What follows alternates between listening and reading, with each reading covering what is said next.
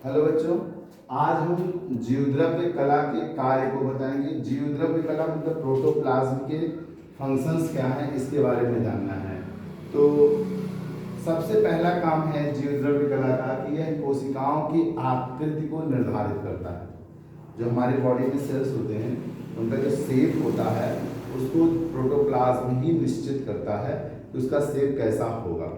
साथ ही में यदि उसे कोई बाह्य आघात आ रहा है, आघात में धक्का मुक्की कुछ भी लग रहा है, तो उससे क्या करता है ये प्रोटोप्लाज्म हमारे सेल्स को बचाने का कार्य करता है। किसका कार्य करता है? बचाने का कार्य करता है।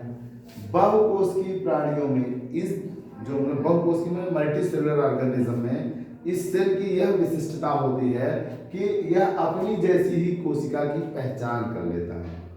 जितने मल्टी सेलुलर ऑर्गेनिज्म हैं, बहुकोशिकीय सेल वाले जीव हैं, उनमें ये सेल्स, ये जो कोशिका है अपने जैसी अन्य कोशिकाओं को पहचान लेता है। और पहचान लेता है तो ये जान लेता है कि हमारी बिरादरी है, ये हमारे परिवार है। उससे फायदा क्या होता है?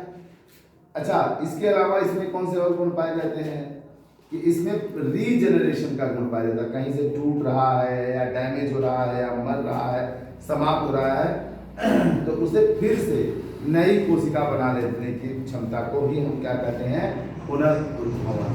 अंग्रेजी में कहते हैं रीजनरेशन का गुण इसमें पाया जाता है, जिसके वजह से कोशिका अगर कहीं टूट रही है और कोशिका द्रव्य बहना चाह रहा है, साइटोप्लाज्म में बह जाए तो उसको बहने से पहले बचा लेने का कार्य करता है। ये कोशिका द्रव्य को बहने से बचा लेने का कार्य करता है, अर्थात ये जल्दी से मेंटेन कर लेता है टूटी हुई भाग को। कुछ झिल्लियों में उपस्थित प्रोटीन्स, कुछ झिल्ली ऐसे भी होती हैं इसकी मतलब मेम्ब्रेन, जिसमें इसके जो प्रोटीन्स होते हैं वो एंजाइम का काम करते हैं।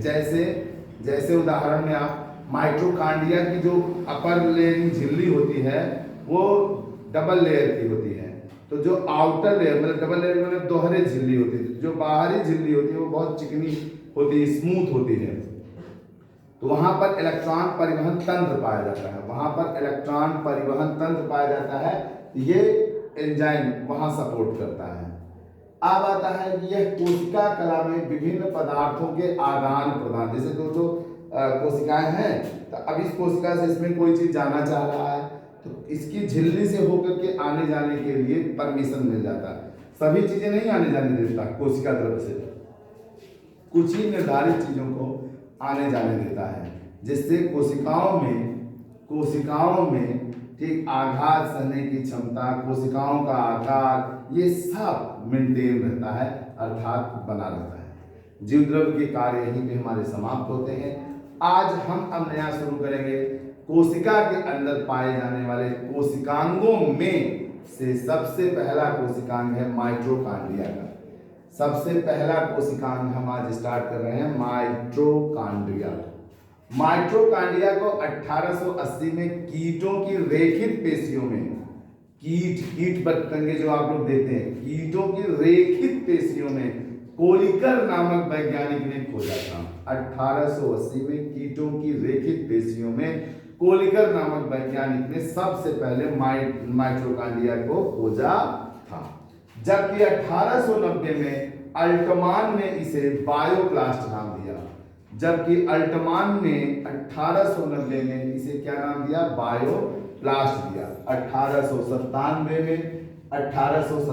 में बेंडा नाम के वैज्ञानिक ने इसे माइटोकांड्रिया नाम दिया।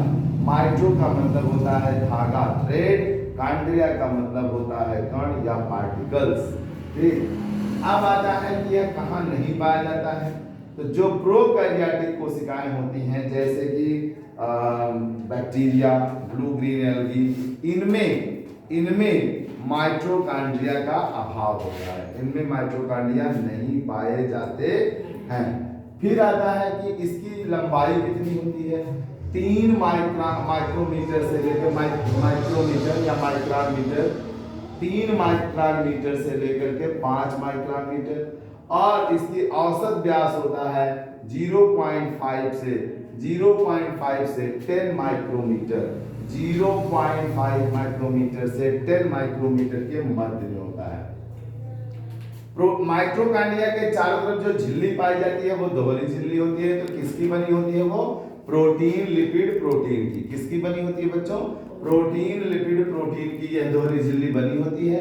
जो बाहरी झिल्ली होती है वो स्मूथ होती है, चिकनी होती है, जबकि अंदर वाली झिल्ली में उंगलियों के समान ऐसे बहुत सारे लाखों करोड़ों प्रवर्ध निकले रहते हैं। क्या निकले रहते हैं? प्रवर्ध निकले होते हैं। ठीक, यही भोजन पचाने में सपोर्ट भी करते हैं, बहुत हेल्प करते हैं। ठीक, एंजाइम प्रोटीन बनाते हैं। अब इन प्रवर्धों को हम लोग जो छोटे छोटे निकले होते हैं हम क्रिस्टी नाम देते हैं। क्या नाम देते हैं? क्रिस्टी। क्रिस्टी में असंख्य कण लगे होते हैं। उन असंख्य कणों को हम F1 कण या आशीषों या एलिमेंट्री कण के नाम से भी हम जानते हैं। ये कुछ ऐसे होते हैं, ऐसे आपने बनाया, ऐसे लेकर ऐसे, ठीक, फिर आप ऐसे कर लीजिए, मान लीजिए ऐसे, और इसमें देखिए ऐसे कण निकले रहते हैं। अभी मैं फिगर बनाऊंगा तो आप लोगों को दिखा दूंगी। इसे हम लोग F1 कण कहते हैं या एलिमेंट्री कण कहते हैं। ये क्रिस्टी है, उंगली के समान निकला रहता है। ठीक, F1 कण के 3 भाग होते हैं, आधार, वृत्त और शीर्ष। F1 कण के 3 भाग होते हैं, आधार, वृत्त और शीर्ष। आधार को बेस, वृत्त को स्टार और शीर्ष को हेड कहते हैं। F1 कण में इलेक्ट्रॉन परिवहन तंत्र पाया जाता है। F1 कण में ही इलेक्ट्रॉन परिवहन तंत्र पाया जाता है। इस माइटोकॉन्ड्रिया में कुछ अर्ध तरल पदार्थ भरे रहते हैं। अर्ध तरल पदार्थ भरे रहते हैं जिन्हें हम मैट्रिक्स कहते हैं। जिन्हें हम क्या कहते हैं?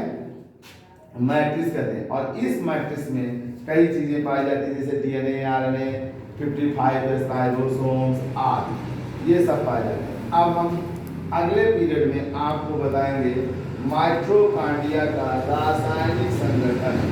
अगले पीरियड में माइटोकॉन्ड्रिया के रासायनिक संगठन की चर्चा करेंगे और माइटोकॉन्ड्रिया का कार्य बताएंगे, और उसके साथ ही आपका माइटोकॉन्ड्रिया समाप्त हो जाएगा। धन्यवाद।